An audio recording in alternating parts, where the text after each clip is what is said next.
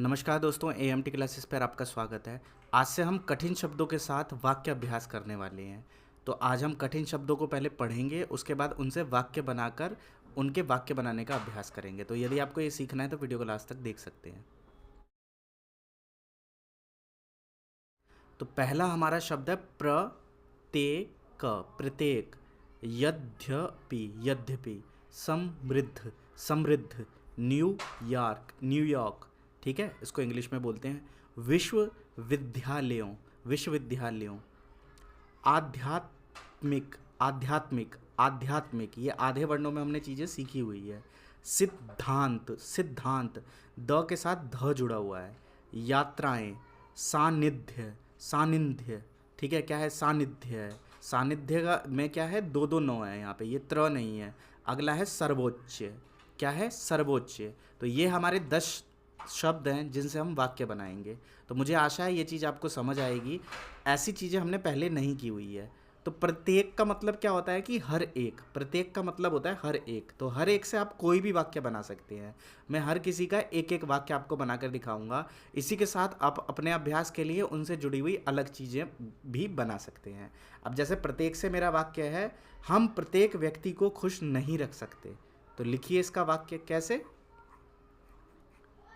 हम प्रत्येक। प्रत्येक व्यक्ति को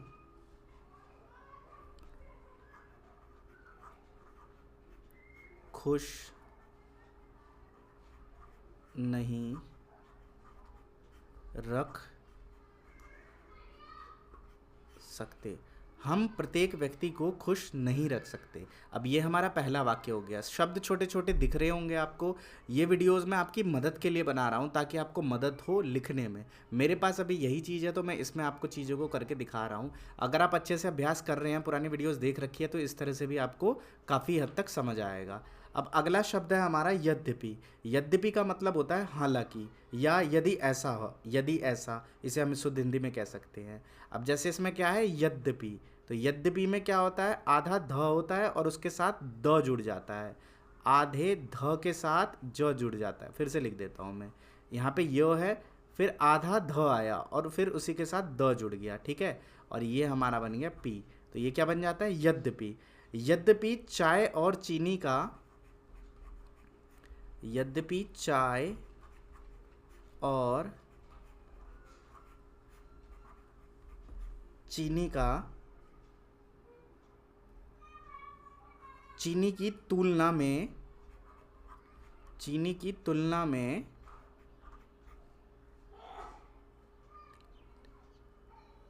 रबड़ एक लघु उद्योग है।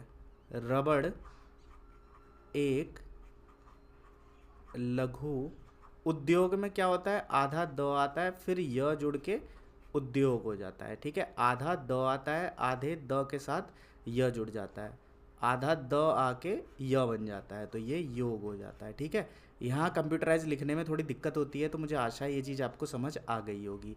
यद्यपि चाय और चीनी की तुलना में, तो क्या कह रहा है? हालांकि चाय और चीनी की तुलना में रबड़ एक लघु उद्योग है। रबड़ क्या होता है? जो रबड़ का व्यवसाय है वो एक लघु उद्योग है, जबकि चीनी और चाय जो है वो एक बहुत बड़ा उद्योग है। चीनी और चाय बड़ी मात्रा में बेची जाती है, लेकिन रबड़ उसके मुकाबले कम है। तो यद्यपि, हालांकि, समझ में आ गया होगा। समृद्ध का मतलब क्या होता है? जो हर तरीके से मजबूत हो, हर तरीके की चीज़ें उसके पास हो। तो यहाँ हम क्या कह सकते हैं? अमेरिका। अमेरिका एक समृद्ध देश है। क्या कहेंगे? अमेरिका एक समृद्ध। समृद्ध में क्या होता है? द के साथ नीचे ध जुड़ जाता है। समृद्ध देश है। ये वीडियोस उन्हीं के लिए है जो पहले सारी मात्राएं सीख चुके हैं, वही ये वीडियोस से लिख सकते हैं। ठीक है, क्योंकि ये थोड़ी कठिन हिंदी है। अमेरिका एक समृद्ध देश है। समृद्ध को मैं एक बार फिर से कर दूं, ये द है, द के नीचे ध जुड़ा हुआ है। ठीक है, समृद्ध।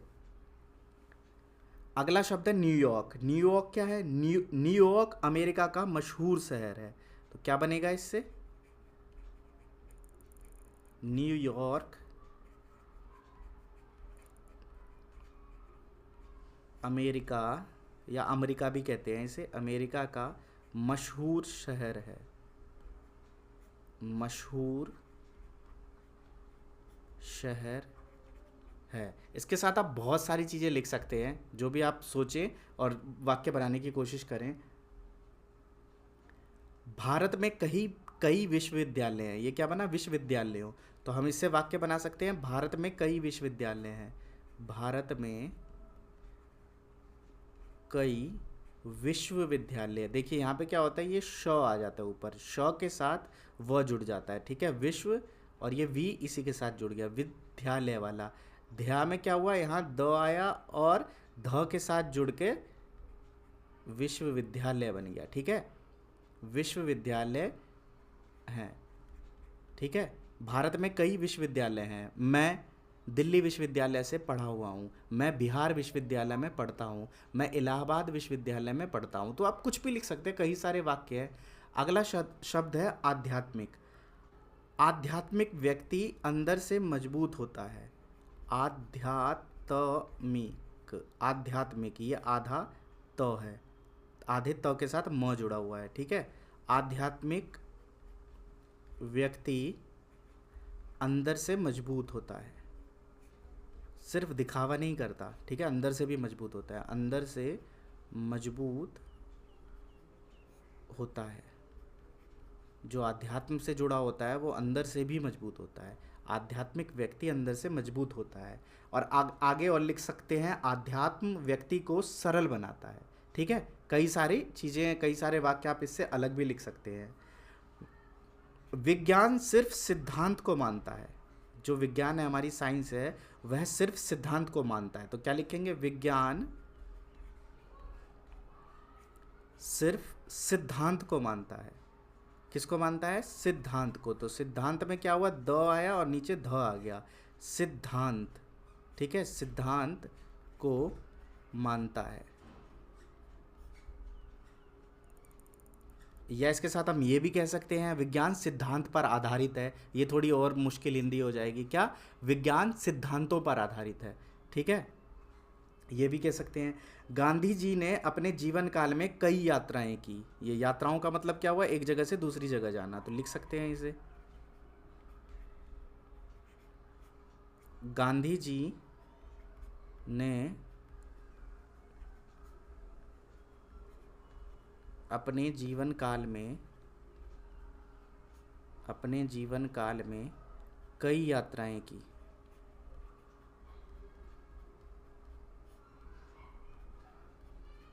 ठीक है, ये इस तरह का पहला वीडियो है। अब जो भी आपके सजेशन है वो नीचे कमेंट सेक्शन में लिखिए।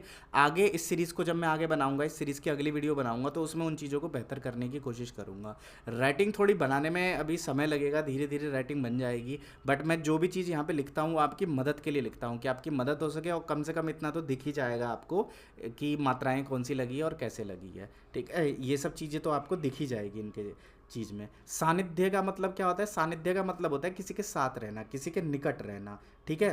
कुशल व्यक्तियों का सानिध्य, क्या, कुशल व्यक्ति जो किसी भी चीज़ में कुशल हो, कुशल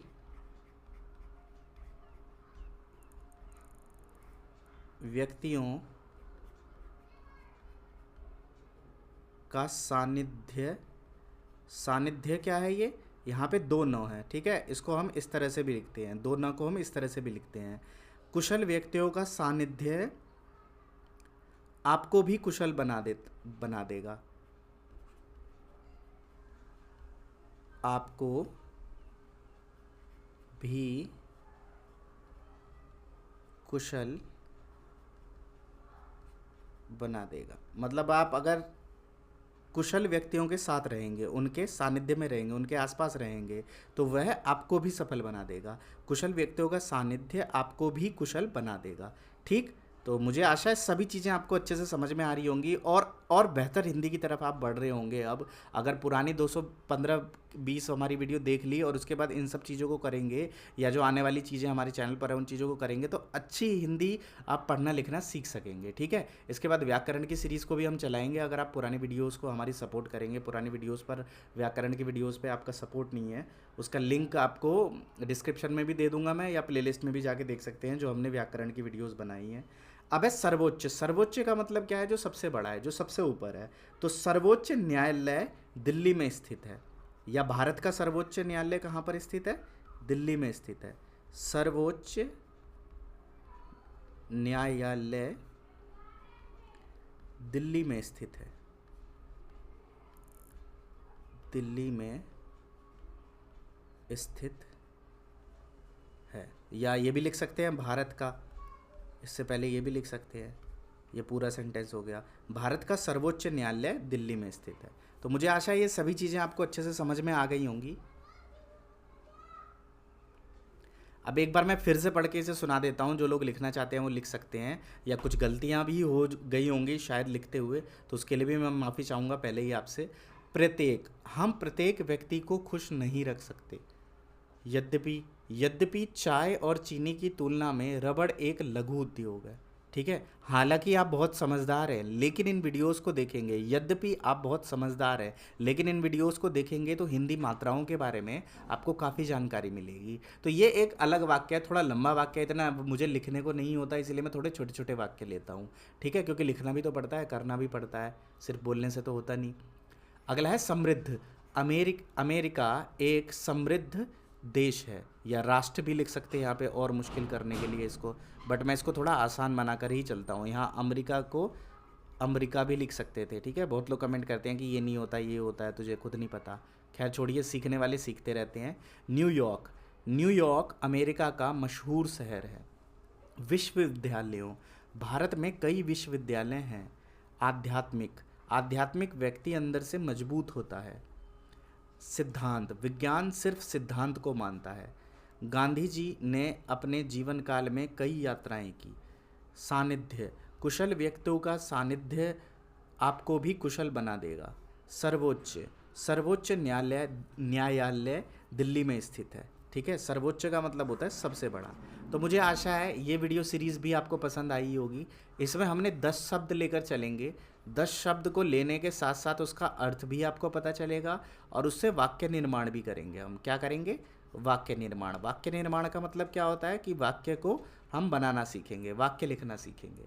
ठीक है, तो मुझे आशा है यूट्यूब चैनल आदित्य मोहन ठाकुर की ये सभी वीडियोस आपको पसंद आ रही है, और वाक्य अभ्यास की इस सीरीज़ को आप पसंद करेंगे, मुझे ये आशा है।